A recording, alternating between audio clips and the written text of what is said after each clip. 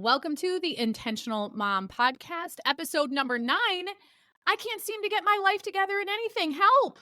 We're going to talk about how to get your life together. This is our Ask a Life Coach episode, which we are doing every Friday. And this, I can't seem to get my life together in anything, is such a common feeling. And just knowing you're not alone can be so powerful. But we're not going to leave it there. I'm going to put my skills as an intentional living coach into high gear, and I will give you a 5-step process that will help you go from feeling like everything is out of control to ready to move forward. And with that, buckle up. Let's dive in. Well, hey there, I am Jennifer Roskamp, a certified life coach and homeschool mom of 9 who is passionate about helping women just like you embrace the here and now while also being focused on creating the life you actually want. In reality, it's not about thinking life will get so much better or so much easier when you fill in the blank. Let's work on creating a life you love now. So let's dive in and get started on redefining Supermom to be someone who is present, intentional, and content rather than perfect in our homes, in our lives, and in our own skin. Let's get started. This is the Intentional Mom Podcast.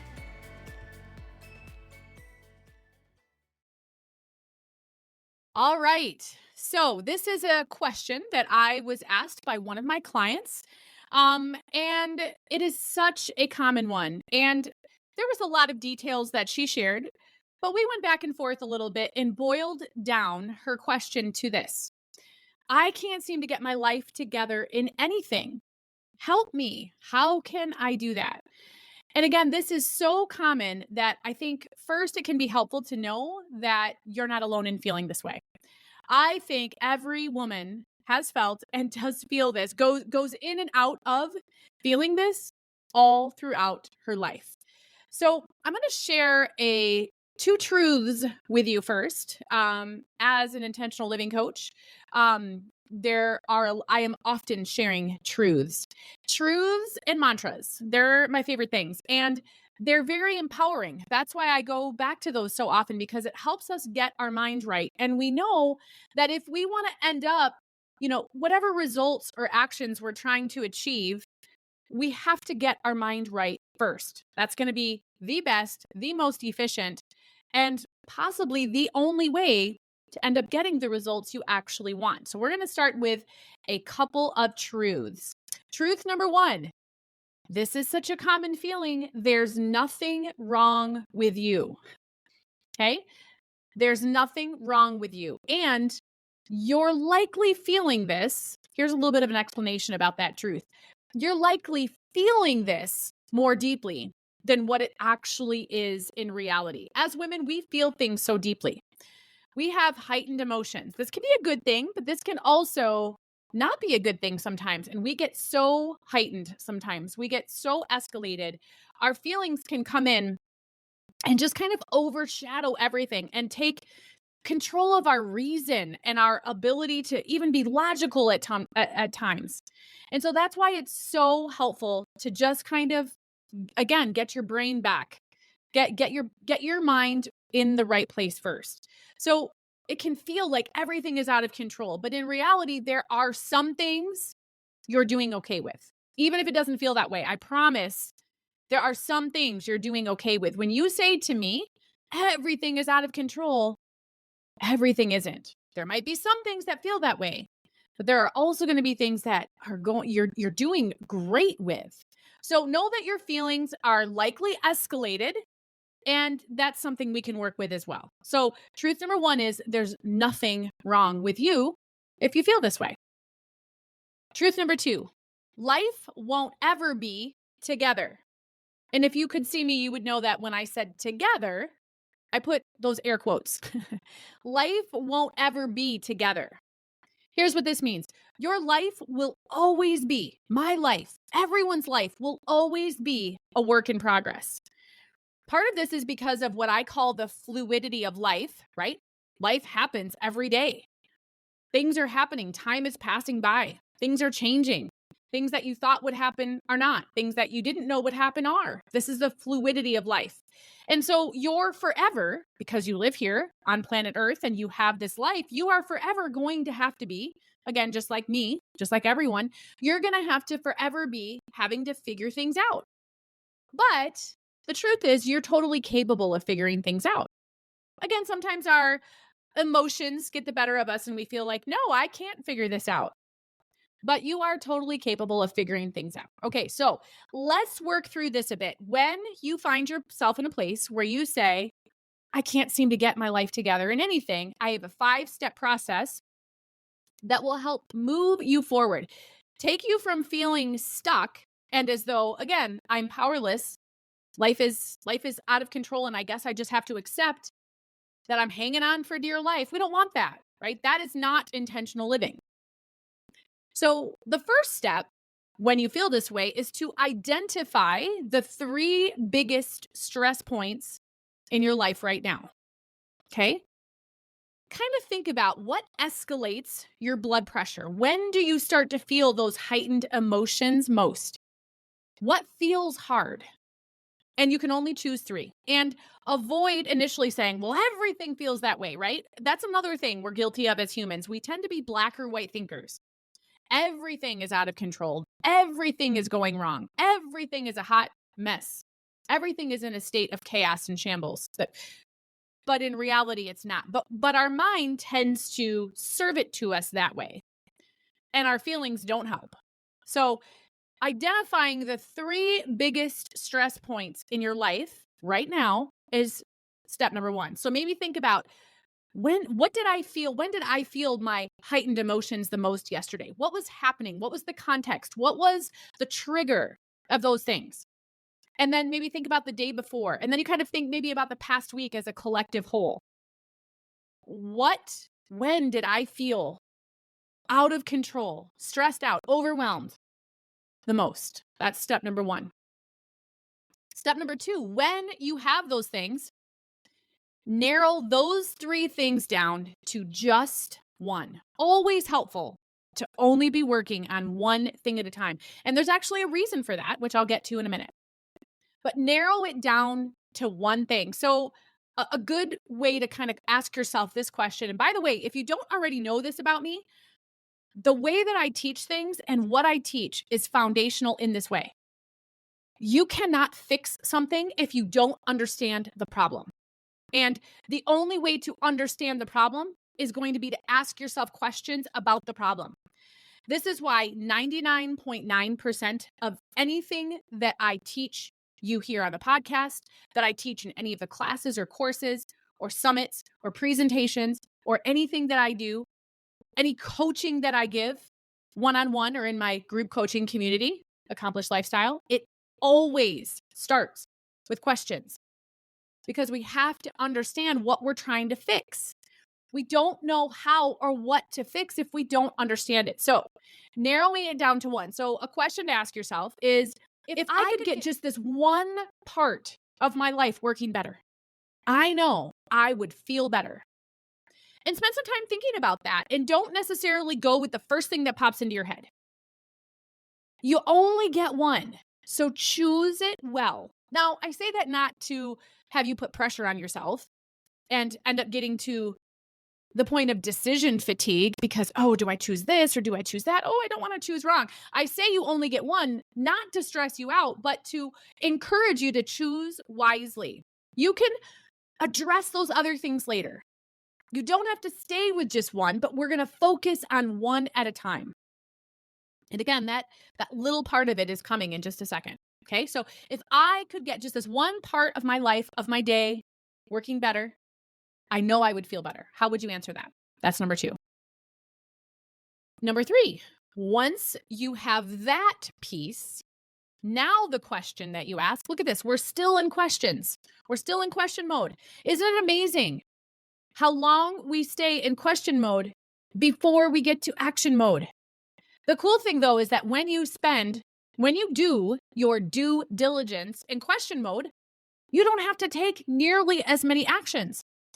And you're not going to find yourself taking actions that actually don't work.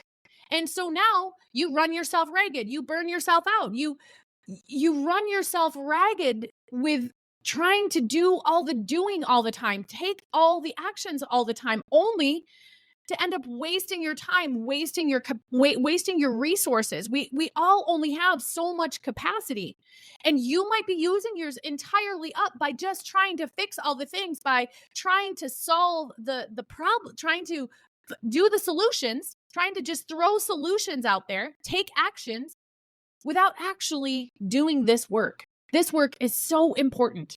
So important. Always questions are good. Okay. So back to number 3. What about this feels stressful? So maybe you've identified, and I'm going to get to an example in just a second. So you've uncovered the one thing that you want to work on. This is going to be where I apply these steps. This is going to be where I put my focus. And I know that if I can get just this one thing working better, I'm going to feel better. Okay. So you've got that in your head. And so now you're going to ask yourself, what about this feels stressful? Notice I didn't say is stressful. I said feels stressful, because our feelings, our thoughts and feelings guide the ship, and they certainly guide the results and the actions that you take. And so this is why it's really important to ask yourself, what feels stressful? And essentially what you're doing in this third step is you are dumping out all the pieces in the puzzle. You hear me give this analogy a lot. It's such a good one. Because so often, again, we try to figure things out. We try to fit pieces together in a puzzle, like if we were to work with a puzzle and only have half the pieces, or only have part of the pieces, or you don't even know, do I even have all the pieces? We don't know. We're just trying to work with what we have. No, let's get the pieces out. So when you're examining this one thing, what feels stressful about this one thing? What are all of the different things? And I'm not saying only list one thing that feels stressful. That's not what I'm saying. What I am saying is dump out all of the pieces. Try to examine all of the different parts that feel stressful. Okay, that's step number 3. So, and I'm getting to the example in step number 4. Okay, so this is gonna help you apply this in a more tangible way. So now you've got all these pieces out, you've got all the ingredients, and that's not to say that you might dump more pieces out later. You might identify other pieces and parts and components of this particular situation that you identify, oh, you know what? This is something else that feels stressful. This is something else that I need to address. Sometimes you have to just get in there and start working with it before you can see all the moving pieces and parts. Okay? So number 4, though, when you've got all of these pieces out, you've got all these parts that feel stressful, you've kind of identified them, you've named them. Number 4 says, what of these things, what piece feels easy to deal with? Out of all of the moving pieces and parts that make this situation, this circumstance, stressful, painful, challenging, overwhelming, hard, whatever it is, of all of these things that I've examined in number 3, which one of these, when I look at these things, which do I look at and say, okay, that feels easy to me? When I think about starting there, it feels okay. This part of it feels easy, because there will always be at least one piece. Again, avoid black or white thinking. Avoid, this whole thing is complicated.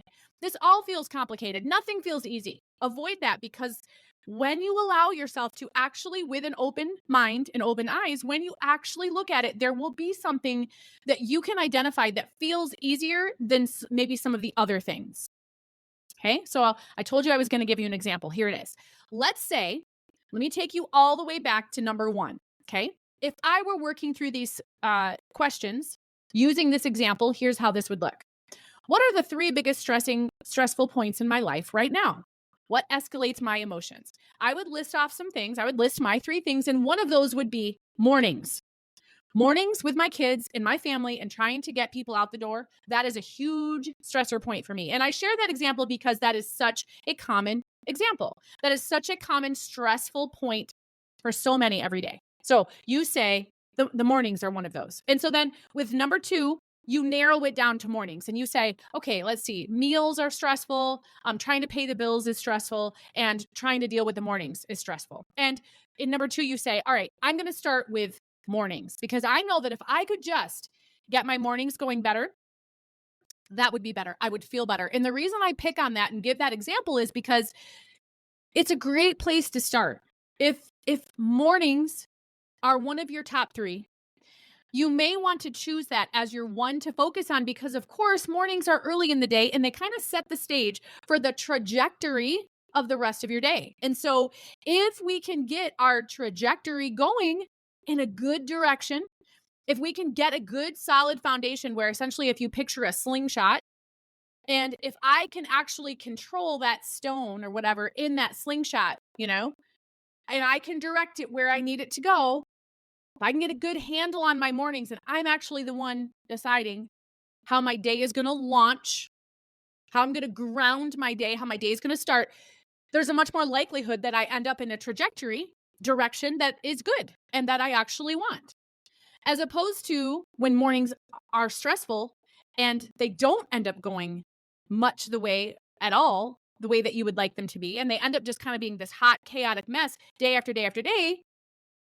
Again, that trajectory becomes the one that's easy for you to head out on. I started my day in this hot, chaotic mess. Is it any wonder that my whole day kind of feels like this hot, chaotic mess? So that's why I picked that as an example, because if you would identify that, I might say, again, as your coach, if you were my coaching client, I would say, it's up to you. Just consider the value that comes in fixing this morning and starting there. Okay. So that would be the narrowing down to one of number 2. Okay. So then in step 3, I ask myself, what about it feels stressful? So I might say things like, well, I start my day off in a frenzy and I just feel frenzied. I might say I get really frustrated and I start my day off frustrated. I snap at my kids and I go through the rest of my day kind of, at least for a little while, with this angst and this frustrated feeling. And then after I get everybody out the door and my kids go to school, then what happens? We can probably all fill this in because we've probably all felt this too. I feel guilty. I feel guilty that I snapped at my kids. I feel guilty that I said, well, sorry, you don't have your lunch today because you didn't pack it and there's not time for it or whatever, right? Then the guilt comes in. And so again, as we're unpacking this and I'm saying, these are the types of things that feel stressful. It's stressful for me to get everybody out the door on time with the things they need and in a way in which we're not all at each other's throats. Those are the things that those things are not happening, and that's why my morning feels stressful. So then I get to number 4, and I'm dumping out I've dumped out the pieces, and I'm asking myself, what part of it feels easy? And so I might conclude that, you know what, it's actually, when I think about how can I make sure everybody gets out the door on time, that feels like something that's easier to deal with than some of the other things. Because let's be honest, if I think about trying to get my kids out of bed on time, that does not feel easy. Many moms would say that. It's hard to get these kids out of bed sometimes. And so you're just going to leave that alone for right now. That is part of the morning. But again, when I'm looking at all of the different variables that I've uncovered in number 3, the part I'm going to identify and say the part that feels easy for me is actually making sure that I get everybody out the door on time. Okay, so that brings us through number 4. So we've got one more step here. So with number 4, we're saying, all right, I'm at the point where I can see the variables. I know the different things that I need to address, and I've given myself this starting point with what feels easy. That brings us to number 5. Number 5 is, surprise, another question. Okay, so the question is, when you have your easy piece, this is my easy piece, this is what I'm doing first. Now the question to ask in number 5 is, how will I make this happen? How will I make this happen? So again, in my example, how will I make actually getting out the door easier?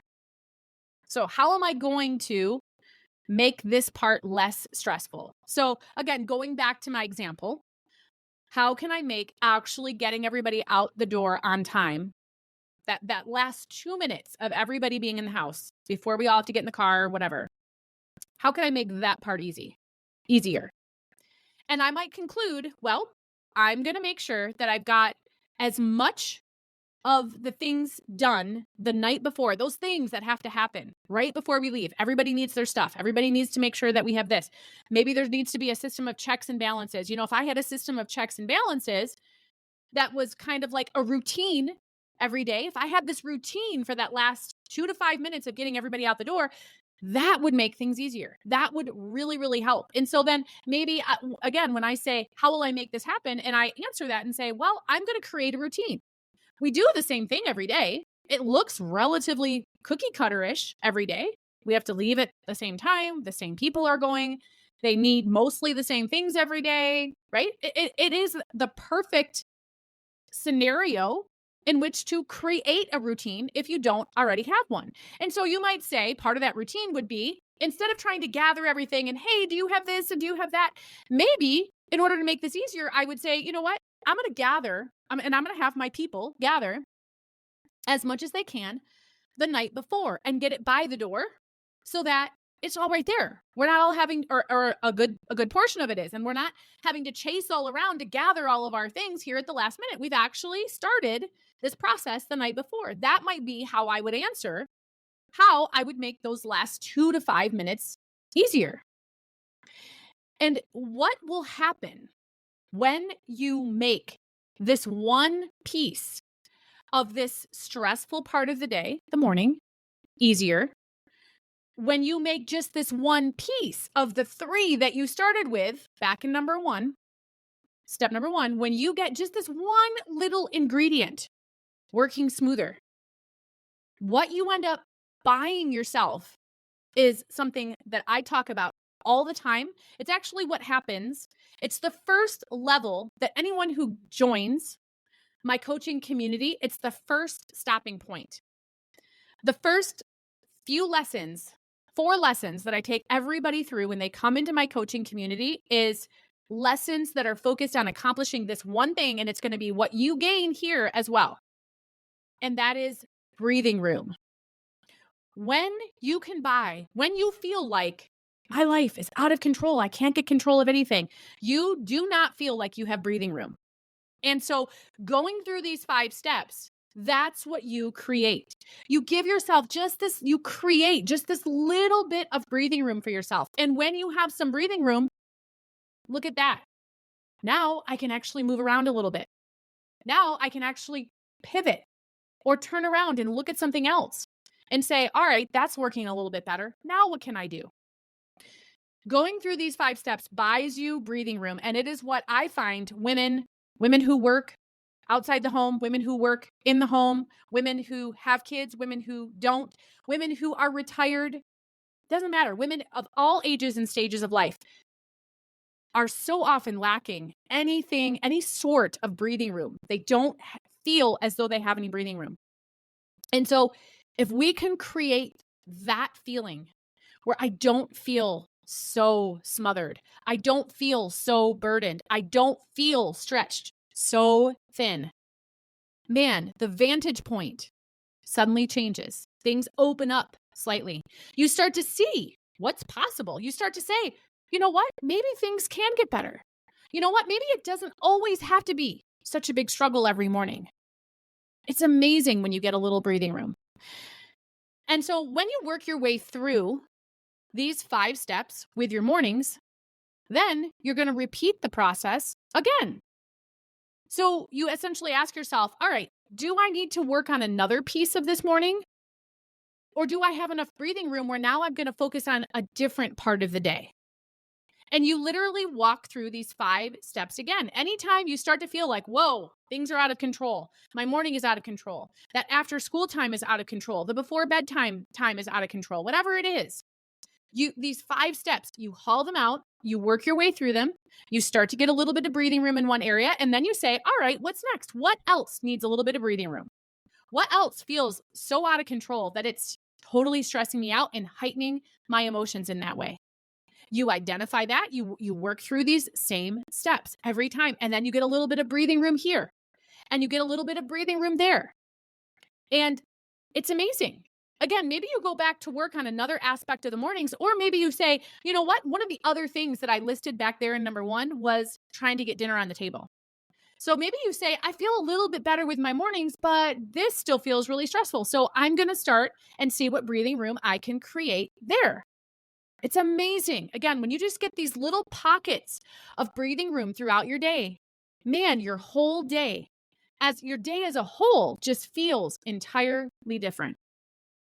So here is one last thought for you that I want to leave you with. And we talk about it. I talk about it all over the place. You've probably heard me talk about it here. It's this whole concept of being in the driver's seat, because we always feel hopeless and powerless when we're in the back seat, which essentially means life is happening to me. I'm just along for the ride.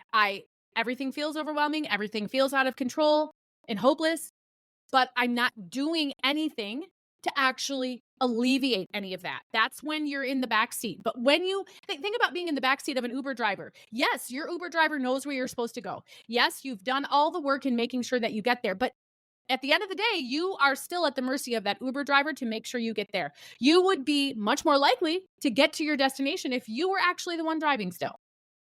Because when you're behind the wheel, even if you feel unclear on exactly how things are going to go, you at least know that you're the one navigating. You know, you're the one reacting. You know, you're the one responding.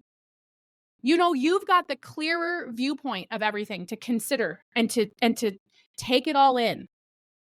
And so we really want to make sure that we are getting out of the backseat in life and getting into the driver's seat. And this concept that we talked about today, again, when someone in my coaching community says, I feel like I can't get anything together, that is me knowing, wow, we need to get her out of the backseat and into the driver's seat. And how are we going to do that? And what we talked about today is going to be a powerful concept in order for you to be able to do that. So that's what I had for you today. Make it an awesome day. I will see you, and you will hear me in the next episode. Make it a great one. Wow, powerful stuff there. Lots to think about, lots to digest, but at the same time, super simple. That's a super simple 5-step process where one step leads to another, into the next, into the next. We don't ever have to just accept things as is. We can always work our way somewhere. Maybe it's not always going to be forward, but we can work our way somewhere, which is so, so powerful. And it is driver's seat driving as opposed to backseat riding at its best.